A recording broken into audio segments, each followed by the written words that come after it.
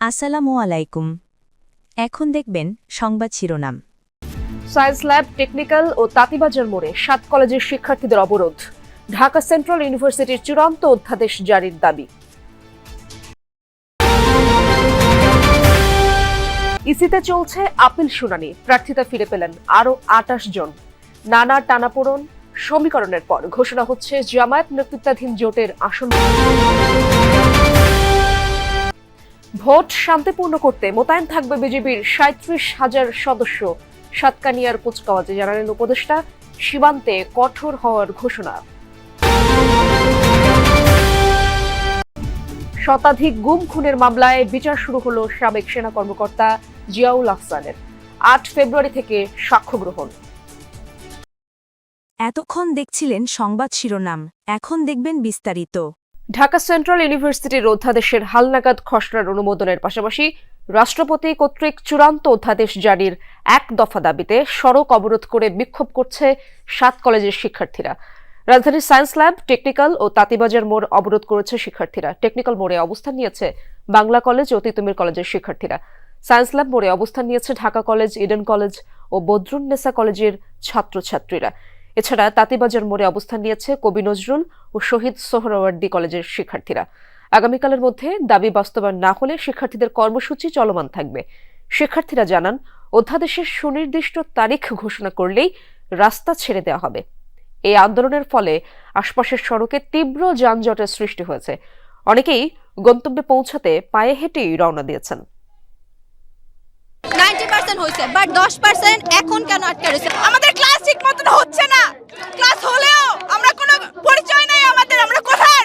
আমরা তো রাস্তাতে থাকতে চাই না, আমাদের জায়গা কি রাস্তাতে?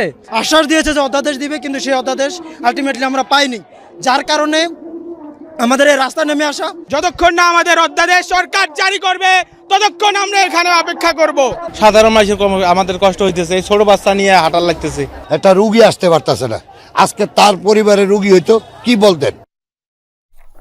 দর্শক, এ বিষয়ে আরো জানার চেষ্টা করবো। রাজধানীর টেকনিক্যাল মোড়ে যেতে চাই সহকর্মী রাব্বি সিদ্দিকী সেখানে রয়েছেন। রাব্বি, জানাবেন, বেশ কয়েকটি গুরুত্বপূর্ণ স্পট কিন্তু বন্ধ করা হয়েছে, অবরোধ করা হয়েছে, সেখানকার সার্বিক অবস্থা জানাবেন। ভোগান্তির চিত্র তো অবশ্যই দেখছেন, এবং যারা আন্দোলনে রয়েছেন তাদের খবর জানাবেন।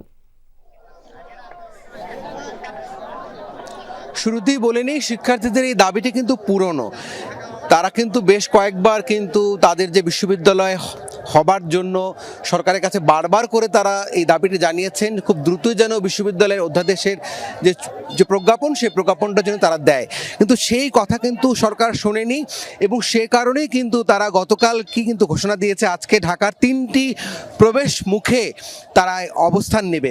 এবং আমি আছি টেকনিক্যাল মোড়ে, একই সাথে একই সময়ে সায়েন্স ল্যাবরেটরি মোড়েও কিন্তু শিক্ষার্থীরা আছেন একই দাবিতে। এবং এই তাদের যে দাবি, প্রজ্ঞাপন না হওয়া পর্যন্ত তারা সড়কে অবস্থান নিয়ে থাকবেন, এবং তারা সরকারের মুখপাত্রকে এখানে আসতে বলছেন। সরকার যেন খুব দ্রুতই যেন শিক্ষার্থীদের যে দাবি, যে 7 কলেজকে যে সেন্ট্রাল বিশ্ববিদ্যালয় করার যে ঘোষণা, সেটি যেন আনুষ্ঠানিক রূপ দেয়, এবং সেজন্য অবশ্যই খুব দ্রুতই প্রজ্ঞাপন দিতে হবে। এবং শিক্ষার্থীদের এই দাবির কারণে আপনি জানেন যে টেকনিক্যাল মোড়টি খুবই গুরুত্বপূর্ণ, ঢাকার প্রবেশ মুখ, এবং এই প্রবেশ মুখের চারপাশ যখন অবরোধ করে রাখা হয়, তখন অসংখ্য মানুষ যারা এই পথে যাতায়াত করছেন তারা পড়েছেন ভোগান্তিতে। তাদের ভোগান্তির আসলে চিত্র যদি একটু বলি, যে তারা পায়ে হেঁটে গন্তব্যে যাচ্ছেন, ঘন্টার পর ঘন্টা অনেকেই গাড়িতে ঠায় বসে আছেন, তাদের ভোগান্তি তো আছে। শিক্ষার্থীরা চাইছেন যে অবিলম্বে যেন সরকার তাদের বক্তব্য, যে তাদের যে দাবি, সেটি যেন শোনে, এবং সেই কথাটাই তারা বারবার বলছেন। আপনারা কতক্ষণ এখানে অবস্থান করবেন? আসলে আমরা প্রস্তাবিত ঢাকা কেন্দ্রীয় বিশ্ববিদ্যালয় 24-25 সেশন শিক্ষাবর্ষ 2025 সালের 22-23 আগস্ট মাসে ভর্তি পরীক্ষা দিয়ে প্রায় 10,000 শিক্ষার্থী চান্সপ্রাপ্ত হয়েছিলাম। কিন্তু দুঃখের বিষয়, অন্য 5-10টা বিশ্ববিদ্যালয়ের মতো আমরা ক্লাসরুমে খুব সহজে ফিরতে পারিনি। ক্লাসরুমে ফেরার জন্য দীর্ঘ লড়াই সংগ্রাম করতে হয়েছিল। অবশেষে 1 জানুয়ারি থেকে আমাদের ক্লাস কার্যক্রম শুরু হয়। কিন্তু একটা বিশ্ববিদ্যালয়ের ক্লাস কার্যক্রম পরিচালনার ক্ষেত্রে কিছু নিয়ম নির্ধারণ রয়েছে, যেগুলো একটা পূর্ণাঙ্গ বিশ্ববিদ্যালয়ের কাঠামো ছাড়া কোনোভাবে সম্ভব না।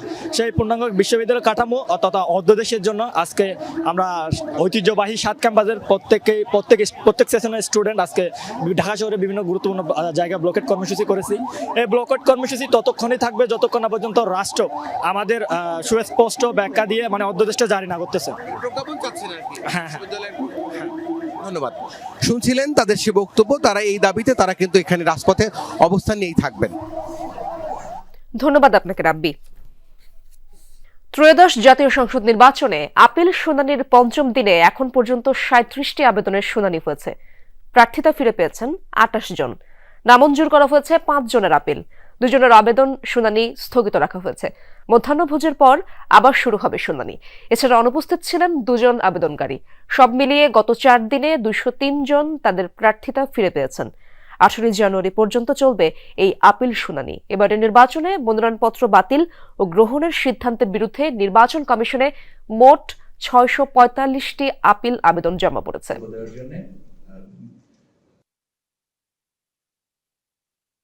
আমাদের আজকে যে আপিল সেটা মঞ্জুর হয়েছে এবং আগামী দিনগুলোতে আমরা কমিশনের উপর সতর্ক দৃষ্টি রাখব।